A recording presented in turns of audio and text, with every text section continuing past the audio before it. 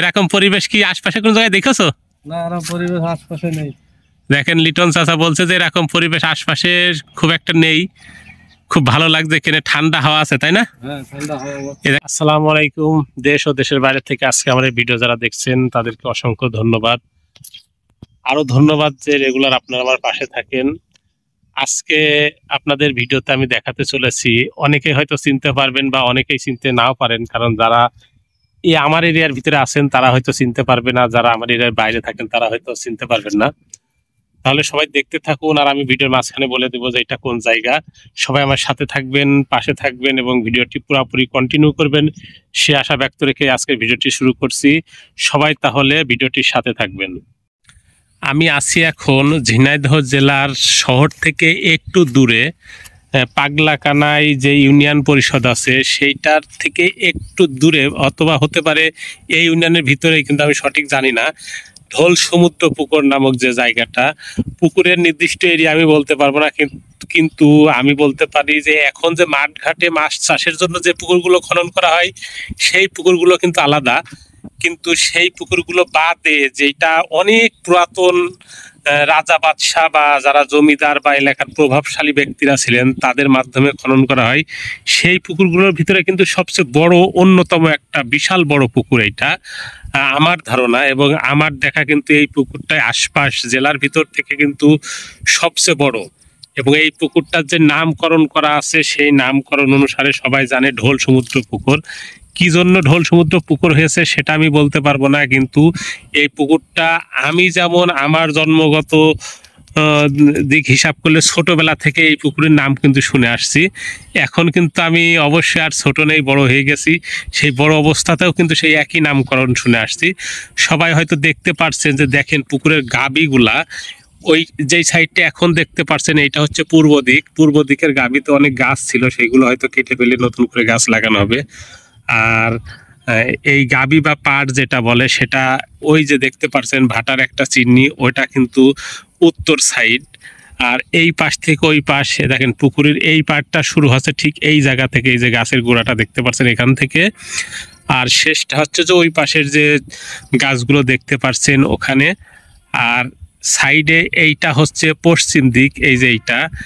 আর আমি এখন দাঁড়িয়ে আছি দক্ষিণ দিকে। দক্ষিণ দিকের পাড়টা এই যে এরকম এখনো মেহগুনি গাছ বা ছোট ছোট খেজুরের চারা অনেক কিছুই আছে। শহরে আসলেই কিন্তু মনে হয় যে একটু নিরিবিলি, একটু পরিবেশ ছায়াযুক্ত, বাতাসযুক্ত, হাওয়াযুক্ত জায়গায় যায়, সেই হিসাবেই কিন্তু এই জায়গাটাতে আসা। শুধু আমি না, অনেকেই কিন্তু শহরের ভিতরে আসলেই কিন্তু যদি হাতে সময় থাকে তাহলে কিন্তু এই সব জায়গাতেই চলে আসে একটু বেড়ানোর জন্য। আর এই যে দেখতে পাচ্ছেন পুকুরে কিন্তু এখনো পানি আছে, কিন্তু যেহেতু বৃষ্টির পরিমাণটা একটু কম তাই সেচ পাম্পের মাধ্যমে কিন্তু এখানে পানি দেওয়া হচ্ছে, দিয়ে কিন্তু এই যে এই পর্যন্ত পানি রাখা হয়েছে, মানে পানি মোটামুটি এইটুকু আছে। আর এই পুকুরটাতে এখন কিন্তু পর্যাপ্ত পরিমাণে মাছ চাষ করা হয়। আমি সব পাড়গুলোতে গিয়ে দেখাতে পারবো না, কারণ মোটামুটি যদি পাড়গুলো পুরা ঘুরতে যায় তাহলে কিন্তু দেখেন আমার কিন্তু মিনিমাম 1 ঘন্টার উপরে টাইম লেগে যাবে। সেই জন্য আমি পুরা পাড়টা ঘুরে আপনাদের দেখাতে পারবো না, অন্য একদিন হয়তো চেষ্টা করব। এই দেখতে পাচ্ছেন যে ওই পাড়, ওইটা যেহেতু বললাম আগে উত্তর দিকের পাড়, আর পশ্চিম দিকের পাড়ে এই যে এখানে আম বাগান, মানে আমের চাষ করা হয়েছে। দেখতে পাচ্ছেন, একটু দেখাই, এই যে হয়তো সম্ভবত এটা আম্রপালি গাছের চাষ করা হয়েছে এখানে। এইটা থেকেও হয়তো অধিক পরিমাণ উপার্জনের একটা ব্যবস্থা হয়েছে।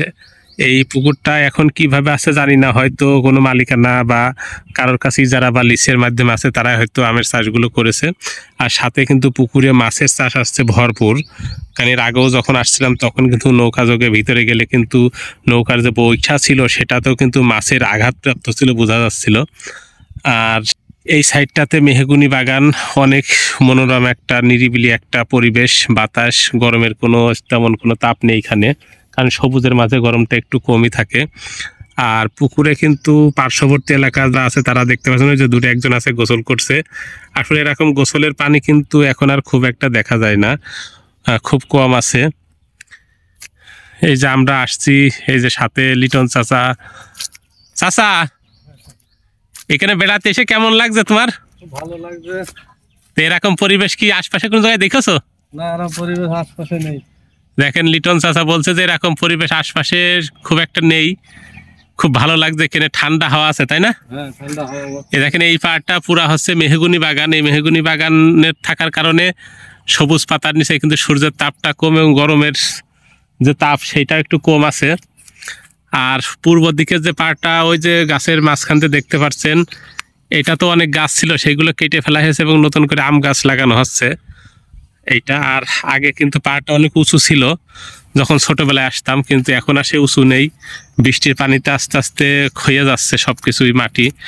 তারপরে গাছ আছে বলে অনেকে গাছের শিকড়ে কিন্তু অনেকটা মাটি ক্ষয়রোধ করে, এই জন্যই গাছগুলো রোপণ করা হয়েছে। যাই হোক, শহর থেকে হালকা একটু দূরে আপনারা যদি শহরে আসেন বা আসার পরে যদি হাতে একটু সময় থাকে অবশ্যই চেষ্টা করবেন এরকম নিরিবিলি একটা জায়গায় যাওয়ার জন্য। মনোরম পরিবেশে হয়তো 5 মিনিট 10 মিনিট 1 ঘন্টা একটু বেরিয়ে যাবেন, তাতে কিন্তু খুব ভালো লাগবে। একটু সময় পেলে এরকম নিরিবিলি পরিবেশে বেড়াতে আসবেন, তাহলে অবশ্যই মন এবং শরীর দুইটাই ভালো থাকবে। তাহলে আজকের মতো ভিডিওটি এখানেই শেষ করছি। যদি আপনারা কখনো সময় পান তাহলে একটু এসে বেরিয়ে যাবেন এবং সুন্দর পানির ধারের যে সুন্দর ঠান্ডা হাওয়া উপভোগ করে যাবেন। সবাইকে ধন্যবাদ। সবাই ভালো থাকবেন, সুস্থ থাকবেন। আল্লাহ হাফেজ।